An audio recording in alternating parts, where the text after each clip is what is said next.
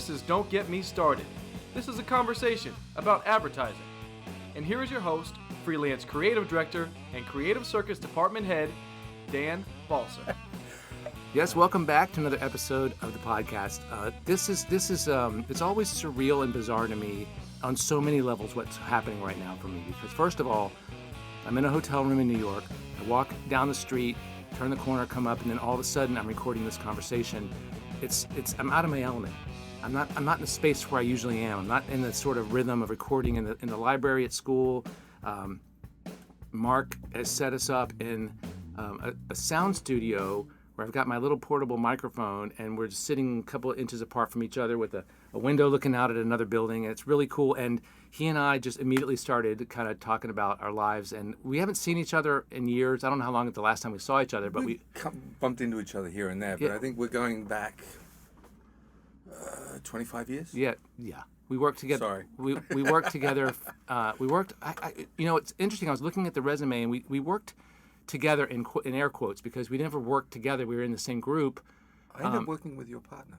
With John? John Treya, for a long time. So we were on the same floor in the same group at Ogilvy. Both writers. Yeah, that's right. We're both writers, so we didn't technically work together. We were in the same agency from 1992 to 1995.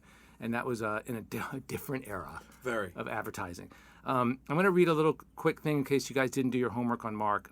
Award-winning copywriter and creative director with international experience. Was previously the executive creative director of Razorfish. He was chief creative officer at Kirschenbaum, Bond, Senecal and Partners. For a nanosecond. Okay, network creative director at MDC, and has held senior creative positions at SS&K, Ogilvy, and Darcy in New York, Hong Kong, and Manila. Marc lives in Brooklyn and works globally with clients, with agencies, and for himself. And you can find Marc at lucasand.co,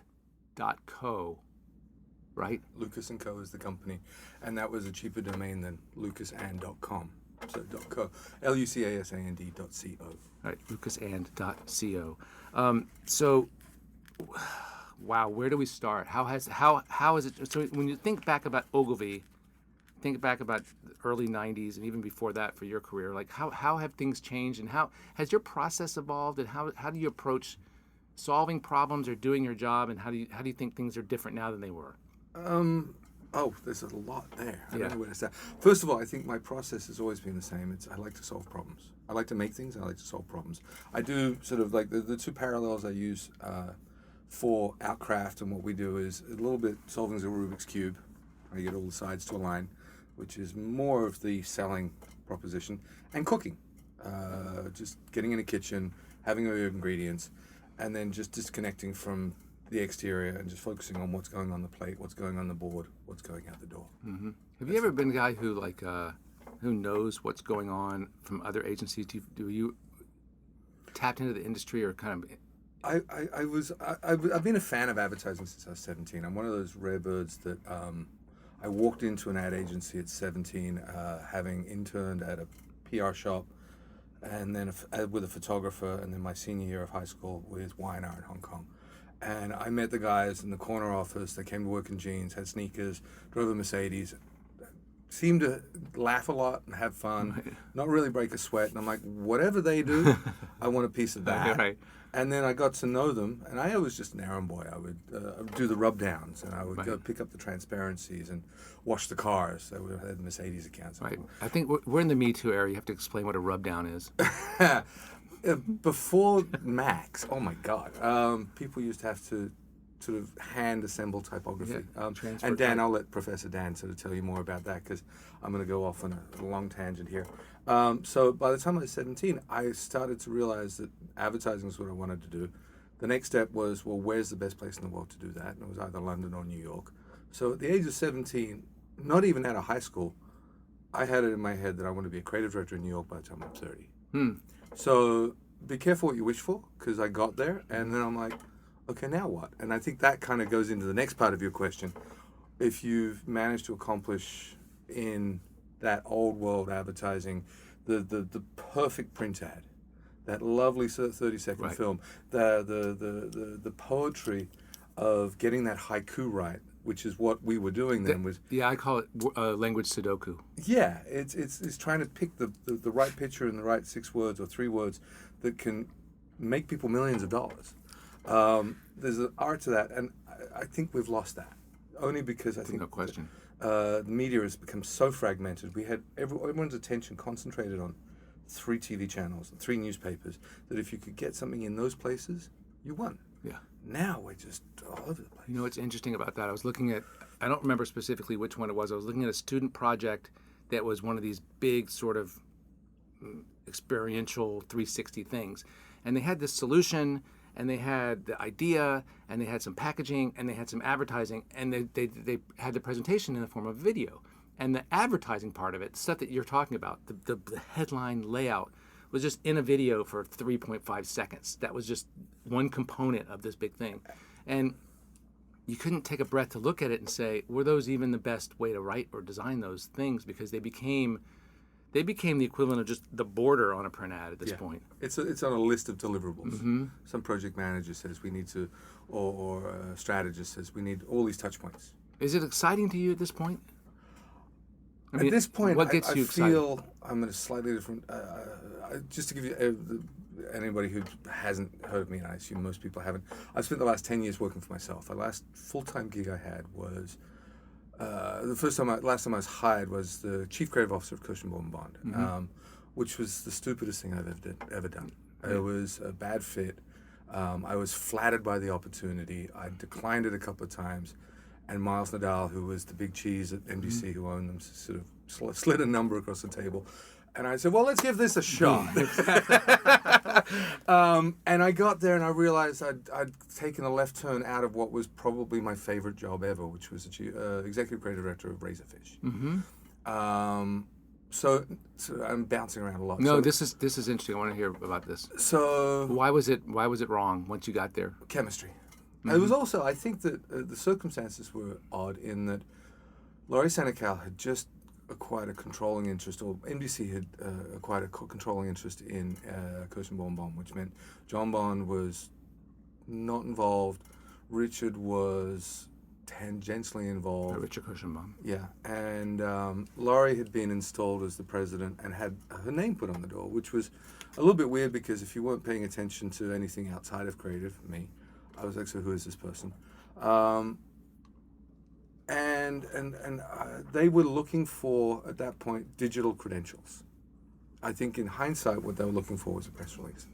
Oh, wow. Kirschenbaum hires senior digital person. From Razorfish. And I was probably the 100th on a very long list of people they'd spoken to. And I know that they probably sort of tapped Nick Law for a second, and Lars and Rasmussen when he was at Tribal, I think, and all of them quite wisely said no. But I had walked into Razorfish a couple years before as a freelancer, and they'd turned to me after I'd sort of demonstrated some of my skills and said, like, we'd like you to run our ad group. Mm-hmm. Within 12 months of running their ad group, we pitched 12 things, won 10 of them. Wow. And I was selling stuff that Ogilvy taught us to sell, which was stop writing ads. Mm-hmm. Stop writing, like, think about behavior, think about attitude, think about touch points, think about places where you can surprise and shift perceptions. And we did some really interesting stuff. And the pinnacle of that was we won Axe globally. And we got that, and that was a cold call. They were working with BBH, and BBH at the time was trying to sell perfume to 15-year-old boys, which is what the brief is really. Yep. And they weren't really acknowledging the existence of phones, of games. Right. So they came to all the digital agencies, and it was a shootout between 7 of the best-in-class digital agencies around the world. We picked up the brief in London, and then presented in Chicago as a 3-month pitch, won that. The teams around me had sort of managed to secure, and I can't take any credit for it, but I was like part of that team, had won Mercedes North America, and they were talking to me about becoming the chief creative officer of Razorfish. Mm-hmm. And I was like, that's really interesting. But in the same breath, we were talking about staffing plans and resourcing and the money of the math side of creative leadership. Right. Yep. And I was so disappointed in the way they were approaching it. They were like, you can have 50% of a midweight team to run a global account. And then all of a sudden I've got Miles Nadal saying to me, come on down. And after really wrestling with it, going, well, this feels frustratingly, it's like we've just snatched the ring, and yet nobody else seems to get that. And then over here, somebody's waving a rather sort of big check, not just a check, but a big opportunity, because my ego was involved. Well, too. your PR as well. Yeah, the at that point in time, being the head of the digital heap was still a lesser than being the chief creative officer of I understand that. I get that. And then part of my pitch to them was because I worked at SS&K, where I learned more strongly to not think in advertising. And I got to circle back to Marty Cook, because he's a great guy. But his first thing to me was stop writing ads. And I'm like, you just hired me because I'm really good at writing fucking ads. Yeah. And so I spent 5 years with Marty and Josh Kilmer-Purcell, who I believe you know very well. No? Who? Josh Kilmer-Purcell. He was an art director at Merkley. He was an art director at Kirshenbaum, worked with Tom Christman a lot. Okay. And he and I partnered at SS&K and ran the Delta account. But anyway, so I'm jumping all over the timeline. But at Razorfish, I was able to sort of like really sort of walk that walk and talk that talk. And what was attractive about the Kirshenbaum opportunity was we had a PR division, we had a digital division, we had a experiential division, and we had the advertising agency. And my remit was to try and bring that all together. Well, this is a time when, before these times, those were, I hate the term silos, but those were silos. And digital was sort of thought of as a production sort of thing. Like you come up with your idea and you send it out and have someone else do the digital component of it. And you're talking Matching about luggage, yeah. And you're talking about how do you integrate it and how do you bring it together. So one thing you said was interesting. You said that you were told to stop writing ads. So what is it? How did you adjust? And how does someone who sort of come up at the same era as I do, how do you stay inspired and how do you understand how the role of a writer has changed and your role as a writer has changed? Well, first of all, we've all been at agencies that pay lip service to 360. Of course. The real sort of like scales falling from the eyes moment was when I brought an idea to, I think it was, I won't name names, one of the senior creative directors at Ogilvy, that wasn't a TV commercial. And I said, this is a really business-busting idea that will really go a long way to helping this client succeed. And they looked at me and they said, you do realize how we make money, right? I said, how? I said, we make money by making big, expensive films and taking commission. So as much as I applaud your thinking, no thanks. Right. And actually, that same scene played out at another agency. So hold on. Yeah. So I want the listeners who are young to understand what this means, what you're saying. Because what this means is that the way big agencies made their money was commission on media buying. So you'd buy a television commercial, it would cost $1 million to the network. The agency would get 150, 8.5%. I was going to say 15%. Well, I was about to jump in. What was shocking to me was I had that same conversation 15 years later when I was consulting with an agency here in Midtown, and they had a global piece of beauty business. And I know it's a little miscast, but I was pulled in to be the digital creative. Now, your voice sounds like a beauty guy. Well, I've got a face for radio, so it's all good. Perfectly good face. They had said to me, oh, we're getting dinged because we don't do digital, and we really need some help in social, we need some help. And I'm going to out them a little bit by just saying they were launching, one of the things they were doing, and it was skincare and hair care and hair dye. One of the things they were doing was associated with Tina Fey. Mm-hmm. So they said to me, come up with something viral, social, digital, using Tina Fey. And so I said, what's the brief? I said, we don't have a brief, just come up with something. And so I put the whole group on it. And we came back with a bunch of really good ideas, and one of them I thought was really nice. It's just a viral film. I said, listen, this is an asset that's going to attract a lot of eyeballs. Mm-hmm. You put it out, you're going to get organic and owned traffic. And then they looked at the script. It was a day of shooting with Tina Fey on this kind of scale of montage, like those Jerry Seinfeld spots that Chris did. Yeah, the old Amex stuff. Yeah, so she's prepping for her big debut. It opens with her at her agent's office, and the agent hangs up and goes, good news, Tina. You got the gig, but you got to be more, I forget the word we use, not sexy, but more elegant. And so the whole spot is her trying to be more glamorous, more glamorous. So she's getting coaching from Giselle, and she's rehearsing with her dog and her baby. And they look at me and they go, that's $1 million production. I said, yeah, but it's virtually free media. Right. You put all your money into making something that everybody's going to go, oh my God. And then she shut the door and said, this is one of the last pieces of commission business in advertising in New York. For every $1 million I spend on a television spot, I make $85,000. Every $1 million I give you, I make bupkis, and I'm pretty sure I'm going to lose money.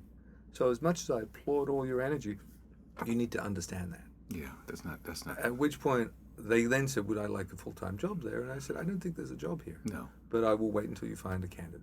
It's really interesting because I never thought about till this conversation that doing really good online stuff requires a client to take a long view, that you're building a brand, that it's not going to immediately make you money. It's going to it's a slow money making.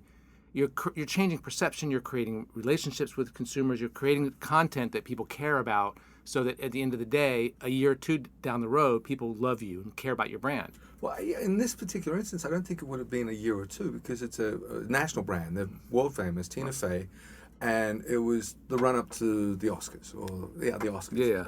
So a couple of banners going, Tina gets ready, with a logo on the corner. Click that, and all, you're in. Yeah, sure. So I think there was a good business case for the creativity, and there was a good rationale to it. But the economics and the structure of the organization doesn't always put creative first. And I think that's probably my grown-up piece of wisdom for anybody listening is, as much as we get out of bed every day going, great creative is the goal, you're going to meet meanies out there who don't really believe that. Oh God, no.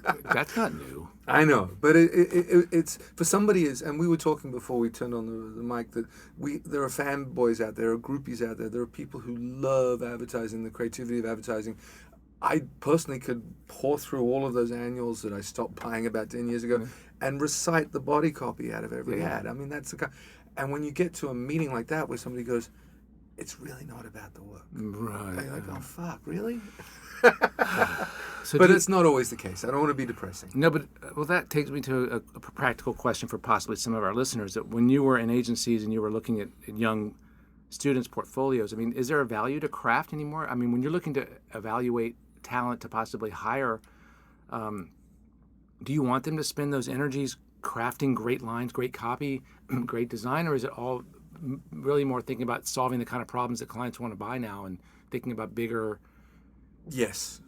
Okay, all of the above. All of the above. I think as a manager, as a creative leader, and I'm not a sports guy, so I'm probably going to fuck up the analogy, but if I'm managing a team, I got to know the strength of each player. Right, that's right, yeah. Oh, that's a very good point, yeah. And I got to play my bench. Who to tap for what? Yeah, and so my first sort of stab at that was I was circling all the way back. When you and I were at Ogilvy, I just got my green card, and Neil French calls Rick Boyko and says, listen, I want Marc to come and run the Manila office of Ogilvy. And Rick actually said no. He said, no, he's good. I want to keep him here. Never even told me. And it wasn't until, who's that lanky Texan guy? Ted? No. Not Marc. No. It'll come back to me, but one of the creative directors on some telecom business sort of ambled in a very Texan kind of way, tall, skinny guy. He said, Rick just turned down a job for you. And I'm like, what? He said, yeah, apparently Neil French wants you to go run some 2-bit shop in the middle of the Pacific Ocean somewhere. And it was because I'd been in New York for 5 years, and I think I got here a little early. I spent my first formative years at a really boutique little shop in Southeast Asia, writing ads in English, which in hindsight I realized was a great advantage because nobody really is putting it. Like, imagine you're writing Chinese ads in New York City. You're not getting the same sort of scrutiny that you would if you were writing in a local language. So I'd come out of that idyllic little hothouse, spent 5 years in New York, and was feeling a little brutalized by the realities of Madison Avenue. Right. And the idea of being able to go back. And also I was just I think 28, 29, to be the ECD of a shop. Again, ego sort of gets in the way. Why not? So I take my then fiance, who was also working at Ogilvy, and say, honey, you want to come to Manila with me? And she's like, Milan? I'm like, no. Let me pull out a map. See that big splash of blue, that little dot in the middle? That's where we're going. And we did it. It was great. But learning how to be that team manager, learning how to play your resources, is important. Juniors, I think, you got to keep them close, because I think your first experience in the business is definitive. Yeah. If you take, I think Adam Chasnow did a great promo to get into the business. It said people do some pretty stupid things to get into advertising, and then you opened it and said, I took a job at McCann Erickson. Right, I remember that. Got him fired. Yeah, got him fired. But the point is very true. It's a self-promo piece for him. Yeah, if you go for a job where you're not in awe of the work, and you're not working for people that you go, I gotta take as much as I can and learn as much as I can from these people because they're clearly doing something that I want to do. Were you talking about ball partnership? Is that what you're talking about? So when you were there, so this is one thing that I've often said about my first job. When you were, and I'm going to ask you the question, and I'll tell you mine. So when you were there, did you have a mentor? Did you have a writer that you worked for that you liked, or were you kind of learning trial and error? Yes. Well, the reason I went to Hong Kong, just to give some context, is I was born and raised there. My first language was Chinese. My mother is Hong Kong Chinese, and I have two stepsisters who were getting married, and their marriages played sort of roles in my getting jobs and moving around the world. So my sister was getting married in Hong Kong, and I took my award school book, which was like a D&AD workshop that was conducted in Australia, to every agency in Hong Kong while I was there. No appointment, no real understanding. I just had a list of names. And I walked into the ball partnership, and out strides this guy wearing cowboy boots, a ponytail, with a cigar sticking out of his mouth. No, before that, I'd walked in and said, can I see the creative director? He's busy. I said, that's okay. I got plenty of time. Right. I've got a novel. I'll sit here and read a book. And at any point, if he needs to go, I'll go get sandwiches, whatever. I need to see him. And I didn't even know who he was. Right. Yeah. I mean, Neil French became more, but he was a character. And so he flips through my book. Who is it? Neil. This is Neil, okay. But the point I'm making... By the way, listeners should Google, if you don't know who Neil French is, you should be looking at his work. Yeah, he unfortunately had a fall from grace, but I don't think it undermines the quality of the work and the thinking that he was doing and the role that he played in Southeast Asian advertising. He showed that you can tell stories in print ads. He's sort of the guy who mastered the long copy ad and kind of showed how it works. But I will say it goes back to writing secondary language advertising and in a small market allows you a certain amount of freedom that is difficult to replicate. There's no question. My second job in New York was at Anderson & Lemke, business to business, all print. And very similar to writing English ads in Hong Kong, we were writing B2B ads to categories where good work did not exist. So the work that we came up with people that came out of great agencies that was really good, the clients just went crazy over it. It all won awards because nothing in that category ever said or looked or felt like those Nobody pieces. tried. Nobody tried.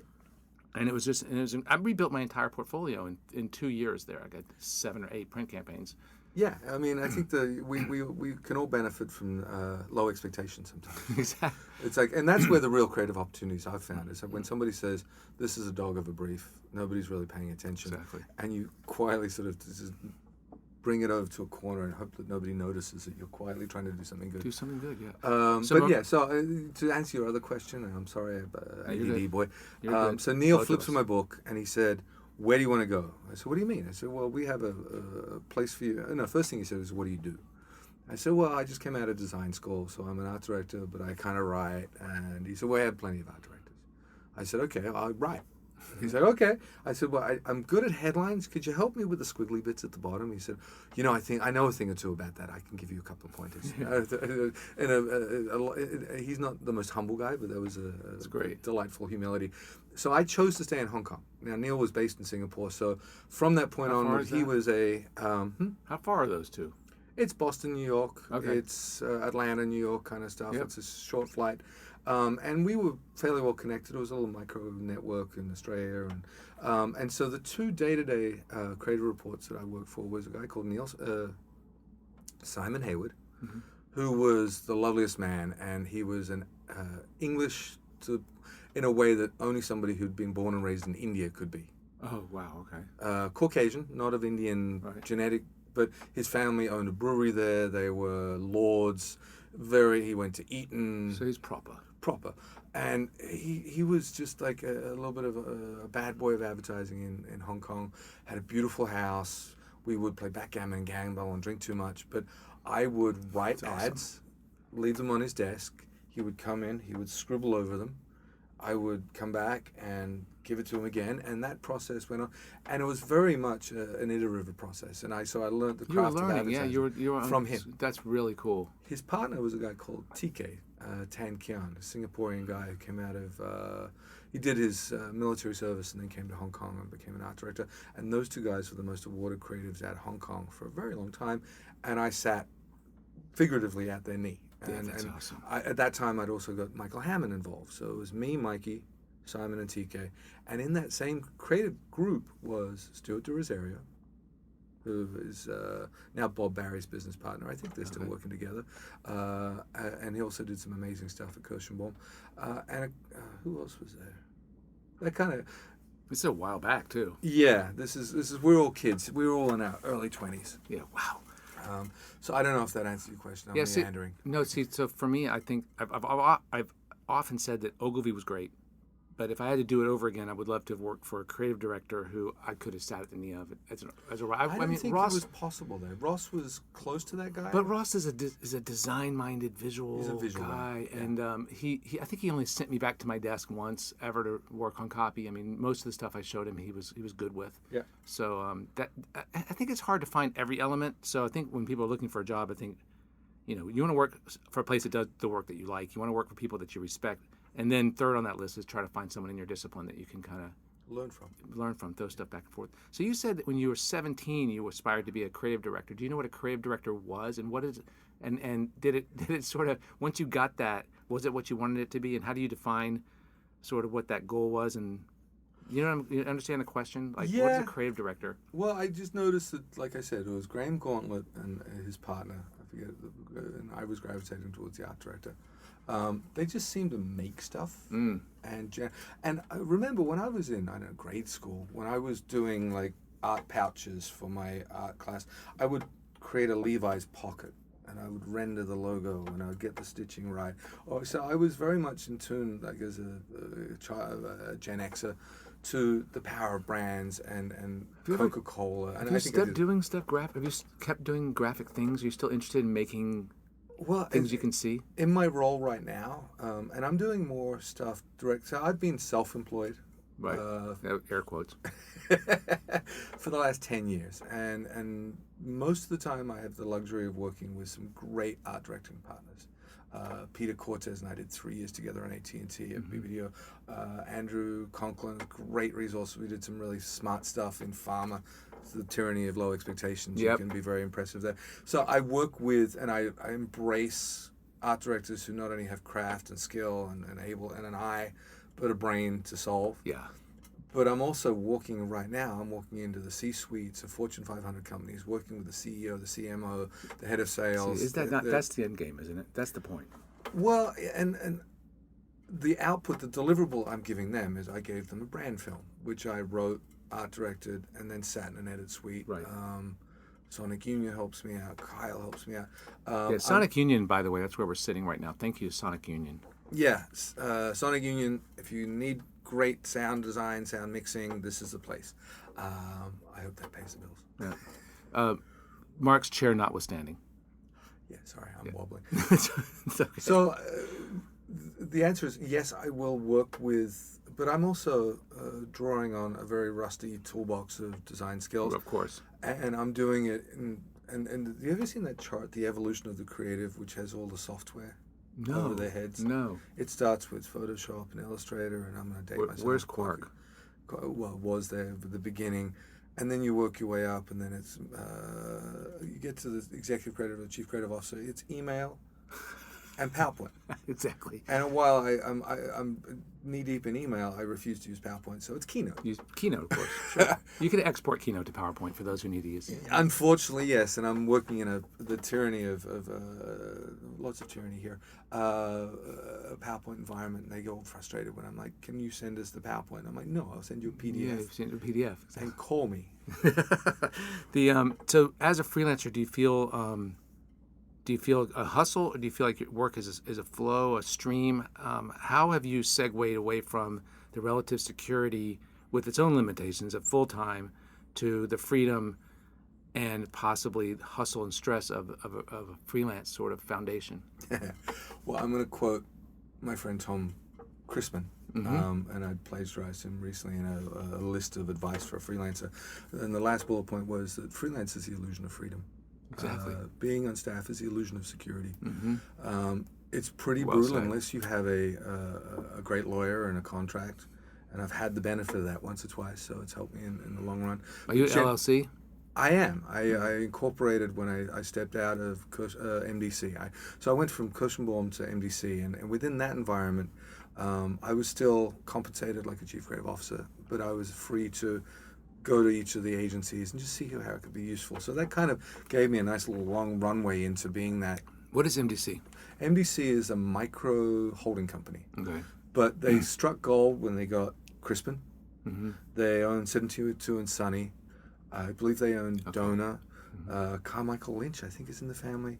And so they had me involved in a lot of their corporate stuff and also just sort of farm me out. But it was also a brilliant year because I was working at home, and it kind of got me in that home office, home thing. And I was in control of my travel. I was in control.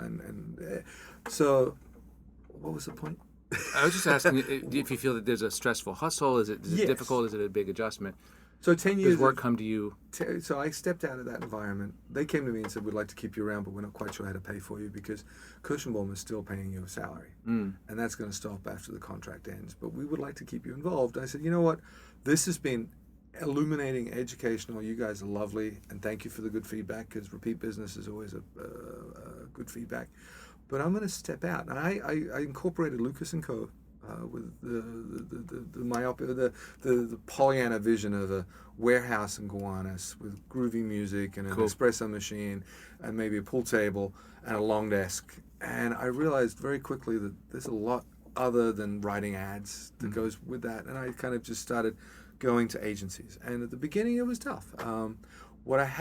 What's reassuring is when I get into these places, like I think one of the first ones was Blast Radius. Within 6 months of me freelancing there, which was a nice long run, they said, "Do you want the keys to the place?" Yeah, wow, that's great. And I declined. I just didn't think. After Kirschenbaum, I'd realized that I got to step back and go, when I take a gig, it's going to be the gig where I can really deliver, and I wasn't sure that was it. And that's happened a couple of times. So I get the benefit of long runs. 6 months, 12 months, 3 years.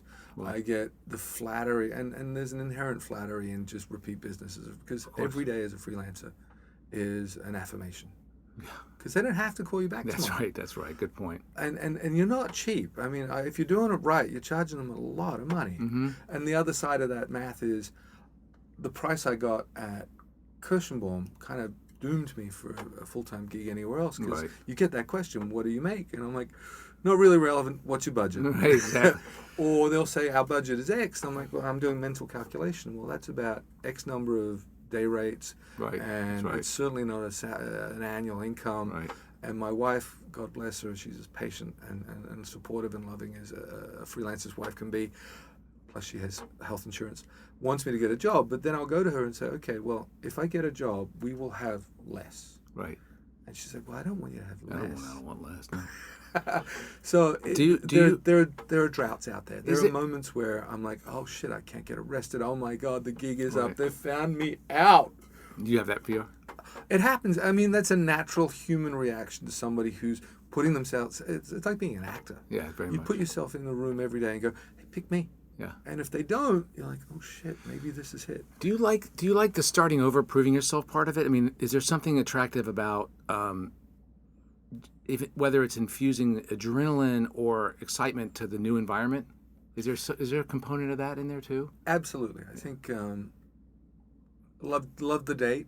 Yeah, exactly. Get bored of the marriage. Yeah, exactly. And that's a metaphor, honey. That's a metaphor. Not us. No, exactly. And also going in there and just understanding the dynamics, because creative is not created, unfortunately, in a vacuum. You have to understand the environment in which you're in, who the stakeholders are, what the dynamics are, how you get things approved, who needs to get on board for something to happen. God, yes.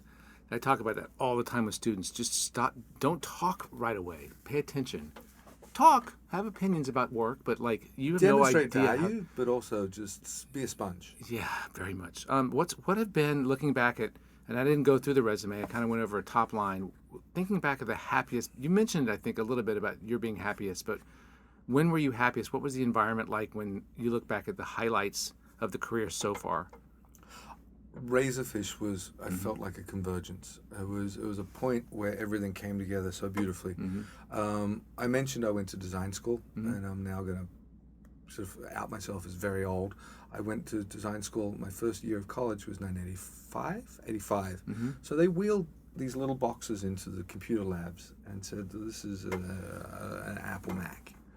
And I got sucked into the computer labs and spent those 4 years learning everything I could about technology and coding, and I ended up working for Apple in my spare time and typesetting for print houses for an extra money. And so, and all of that was great. And then on the side, I was putting together an advertising portfolio through award school. So I had these two passions. One was ideas and motivation and persuasion. The other is technology and playing with stuff. I walk into Razorfish and I'm like, wait, this is all coming together beautifully. Because up until that point, if I told anybody that I knew how to use the machines, the studio's around the corner there, and we'll call you when we need you to help us put some boards together for the pitch. I'm like, no, I want to be in the room where it happens, to quote Hamilton. I want to be in the room where it happens. I want to be the guy, one of the guys. You want to see how the sausage gets made. Yeah. And I would have to sort of like be a little closeted. And in fact, I've worked with art directors who didn't have the computer skills, where they would do, can you just bash out a couple of boards for me? I was like, yeah. It's interesting you talked about persuasion. I talk about this from the educational perspective, about advertising was always about persuasion. Do you think advertising is now still a persuasion product, or is it about an engagement product? I mean, how do we think about advertising brand? This is more about the industry than about you, but I'm just curious your take on it. It's always persuasion. I think that there's always been noise. I think we got to keep that in mind. Advertising, even when it was NBC, CBS, and ABC, most of the ads you see on TV were shit. Most of the ads that you flip through the newspaper were. So when you saw a good one, when you saw a Nike ad or an Apple ad, you're like, wow, that was really good. So what we have now is more noise, a lot more noise and a lot more channels. But when you see something great, it's like a diamond in the rough. It's great. So I think that persuasive, that sharp, insightful thing, it's so rare and so delightful when you see it. Yeah, that's a good point. That it rises. The other part of that conversation is we're now living in, we've transitioned from, we're going to hijack your football game. We're going to hijack the news coverage to sell you stuff. Right. The internet was designed, and now again, another tangent, the internet was designed by DARPANET as a military tool that would allow 2 points in a battlefield to communicate.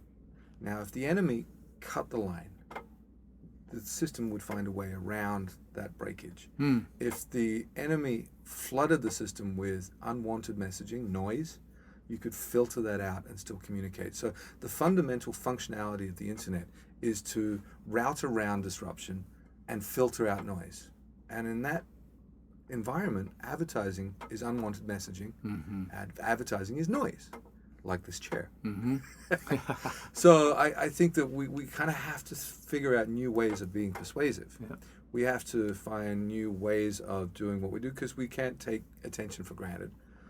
But I also will challenge anybody to go, I don't really want to be engaged in a bottle of water. I don't really want to devote a lot of energy to certain categories. Now, if I'm buying a car, if I'm deeply interested, if I'm learning something, if there's got to be a value exchange there. But here's the problem. I was shopping for a car, so I'm getting a lot of car ads, and I'm watching some speech on a video on a website, probably through social media, and I was moved by this thing this person was talking about. I think it had to do with Parkland or something, and then she pauses. You see the warning coming, ad coming in 5, 4, 3, 2, 1, and then a commercial for a car comes on in the middle of this and puts me back, and I'm like, fuck you.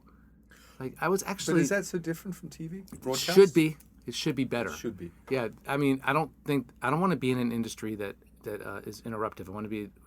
I like it better what you were talking about earlier, things with Tina Fey, people are going to be sharing organically. Yeah, I think the paradigm now is, instead of being interruptive, you need to be attractive. You need to draw people to you, not force your way into the room. Yeah. But I think you can do that. You can use some of the skills that we were using in the old model now, because that the discipline of being brief, the discipline of being a little bit disruptive, the discipline of, you know what, most people are going to see 3,000 ads a day and they're going to remember 3 of them.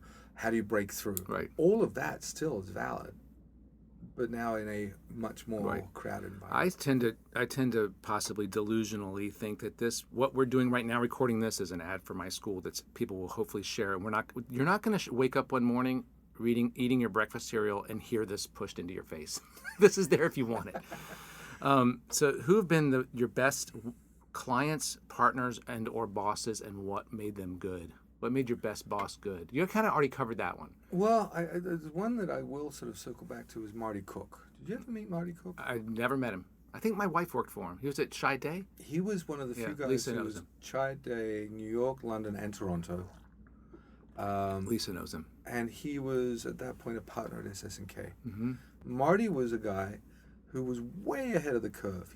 He's an older guy, but he's still like, the technology, the technology itself maybe befuddles him, but his approach is still evergreen. And I tell him every time I see him, I kind of owe you a commission on every check I've made since I worked for you, because you taught me to go beyond advertising in ways that. My favorite example is we had just, the day I got to the shop, we got in a car, went out to JFK, met with Joanne Smith, who at the time was the CMO of Song Airlines. Okay. And she worked with a guy called Tim Mapes, who's now the CMO of Delta. Both really brilliant marketers, lovely people. And we somehow, I think Andy Spade had put us in that room, and we convinced her to take on Song as an airline. And so we came back, and I started writing ads. And Marty rejected them all. I said, what do you mean? He said, I don't want you to write ads. I said, well, what do you...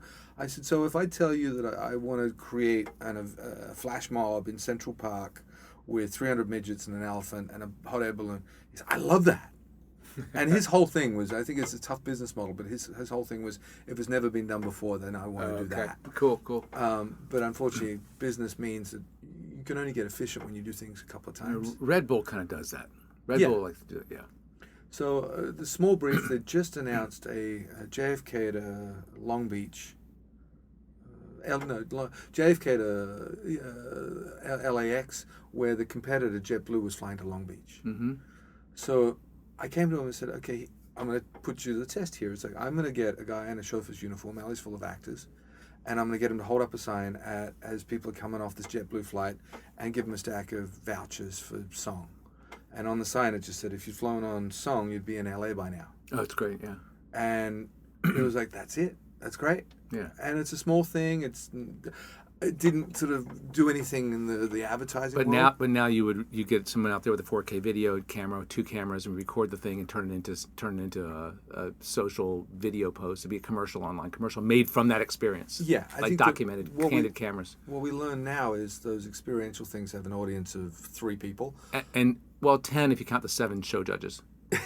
Oh, and the crew. Yeah. But you have to capture them. You have to capture them and distribute them, because then they become secondary. Exactly. Yeah.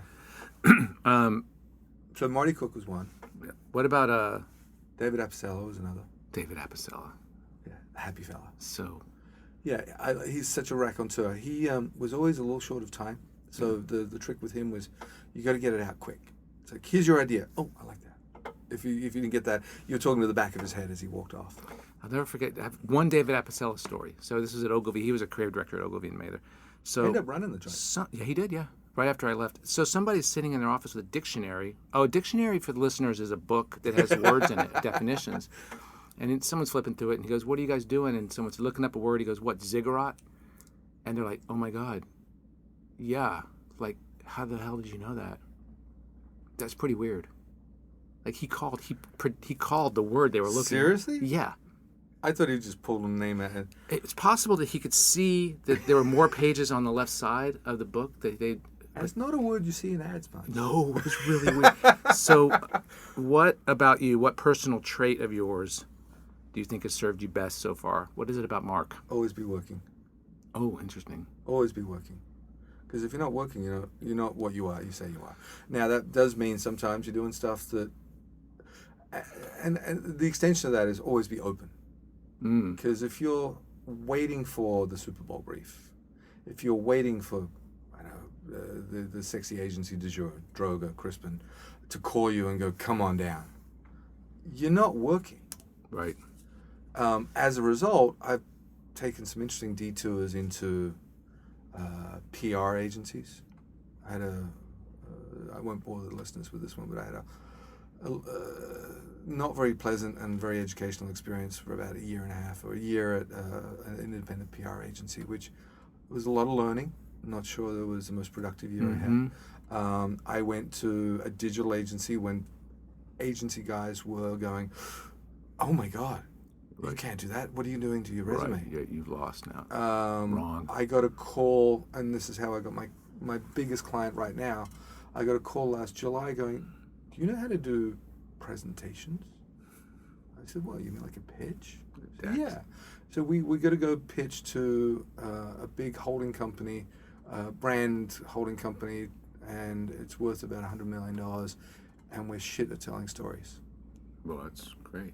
So I said, give me a week and a large check, and I'll give you what you need. And they said yes. I'm like, oh shit, that worked. And then they did it again, and they did it about 3 times, and then they came back and said, we want to retain your service. No, we want to give you a project over 6 weeks. That's how it works. And then they said, when that was done, they were like, how do we keep you around? And it was a nice way to get to that point, because at that point you've got some juice and you kind of know what they like and what they don't like, what you like. And so I said, you can have 75% of my time for a flat fee. If we go over, I'll charge you a day rate. Right. Yep. If I spend money on your behalf, I'll mark it up. But and I'll mostly work at home, but you're obliged to give me a desk in your office. And they said yes. That's great. And that's been going on since September. That's great. And in the interim, I've picked up briefs at Havas, McCann, Saatchi. Great. And it kind of keeps me, and it gives me a really nice perspective on what's going on out there. And I think my headline from that experience is, there's a lot of fear in the agencies. Oh, that's really interesting. I'm sitting with CSOs, CEOs, CMOs, CCOs, and hearing a lot of interesting work, and it's all being guided by, I don't know, I'm not sure, will they like that? And I'm like, that's really interesting. You really got to, and that's right in the shadow of me reading a manifesto of the CEO of a $400 million company, and he looks up, fist bumps me, goes, go make that, and I want to copy that in my email because I want to take it across the street to our investors and read it to them. That's great. I'm like, okay, so what's going on here? There's something a little wrong. Well, it's that people don't either know what they are or trust the instincts of articulating what they are, and that's why they hire you to, as a third party person coming in saying, look, I'm in touch with culture. I know what you are, and let me tell you let me identify you for you. And then when they see it and it resonates with them and they never thought to have those words or those emotions attached to it, the fist pump comes and goes like, yes, you get me. I couldn't have gotten me like that. Yeah. That's the value that we provide as smart advertising people when we're good. Yeah, my contact there is somebody who has been in this company for 25 years, and she said, this is the first time I've ever seen anything that really represents who we are. Oh, that's great. Which is a really nice... That's a good feeling. Now, the flip side of that is when I'm sitting at McCann or Saatchi or BBDO, and you've got 17 people all sucking down, I'm guessing, 6-figure salaries, and you're walking into a room in 2 weeks. The idea that you and I could sit here with our feet on our desks and just noodle out a couple of things and put it together in a way that is professional kind of undermines their whole business model. Right. It does. Yeah, it's weird. Yeah. So when you say always working, is there? I don't know. This vision just came to me of a Viking cooktop with 6 burners. You've always got something turned on. I wish. So when you're in between jobs, what do you do? To keep working? My friend, I try and find things to do. So always be working means if you can get your rate, and your rate has to sort of be a little bit sort of flexible. And I'll send you that thing I was going to tell you about, because there's a bullet points for how to be a freelancer. Yeah. One of the things I say in there is set your rate, but don't undermine your own self-esteem. Right. If you go in and take a rate that's too low because you're open and you kind of want to be always billing, then you get there and you'll feel pissed. Yeah, you're like, oh, fuck, it's like, and somebody called me and I can't take that. And so there are times when I'll take jobs, which is less and less now, because they look at me and go, oh my God, you're old, which is a whole other topic, ageism in this business. But if they just need somebody to write stuff and they look at me and go, well, why would you do this? Because I like to be doing stuff. Right. I don't have any ego. I've climbed the ladder and I've come back down. I go back up again all the time, and I feel very confident in myself. So if you ask me to just be the grunt writer, I can be the grunt this is writer. very important what you just said. There's a big difference between being confident, capable, and having an ego, because listeners will hear you and it sounds like you are, I'm not saying bragging, but boastful, and I don't take it that way at all. I hope not. I No. don't. I do have a certain degree of confidence, but if it comes across as arrogant, please cut it out of here. No. My point is to make sure that this is very clear that absolutely not. I mean, I've known you a long, long time. That is not a word that would come in. So there's a big difference between believing in yourself and understanding what your value is. You can do that without being arrogant. And I think that sometimes people tend to quash their own confidence because they think they're going to come off as douchily self-promotional. You know what I'm saying? Like, if I'm too self-promoting, then people aren't going to like me and I'm full of shit. It's like, no, you have to sell yourself. You have to be that guy sometimes. All right, so last question. Are you ready for the last question? Sorry, no. I was going to look for something to show you, but that's all right. Okay. Cool glasses. Thank you. All right, so this is the last question. So knowing what you know now, if you could go back to the day you graduated from school, what's the thing that you wish you had known? What would you whisper in young Marc's ear? Go to law school. No. No, I think that looking back, and are you aware of Rob Rooney and Susan Lascala Wood's sort of over 30, under 30? They're doing a project where they're just documenting people who are not the wunderkinds of advertising, and their perspective. And that's great. One of the things I'm regretful about is that there is no history in this business. And I think I wrote in one of the responses, I haven't submitted it yet, is that you can pop open an annual from 1989, 92, flip to the index, and see it's all Fallon. A heartbreaking list of people who used to work in advertising. Oh, yeah. Oh, wow. So I think that if I'd been a lawyer or a doctor or an engineer or an architect, you can, at a certain point in your career, sit back and go, yep, look what I did. Yeah, it's nice. That's pretty good. We don't have the luxury of that in this business. Right. So there's that. So what would you tell yourself? Like that? I don't think I could have gone another way. I really did have this burning sort of crazy madman, without the Don Draper thing, but this idea that you could be a little bit of a rock and roll cowboy in the business world. Yeah, it's cool. So I the one hindsight thing I probably wouldn't have done is taken that Kirschenbaum gig, because I was on another path and I got distracted and I got a little frustrated. You recovered. I hope so. Yeah, you recovered fine. Yeah. Cool. Well, thank you so much for talking. Well, I hope that was... I think it was riveting. It was meandering and unstructured, and I hope somebody out there gets some value. Those are all good words. lucasand.co is the URL to check out Marc and his life and contact Marc. You can always reach me at danspodcast@mac.com. Make sure you like the Facebook page. I already have a link on there for Marc's website, so you don't even have to write that down. Just go to facebook.com/DGMS podcast. Thanks so much, man. I really appreciate it. Dan, it's great to see you. Thank you for including me in your project. This is amazing. I appreciate you very much. Listeners, I appreciate you too. See you again soon. Bye.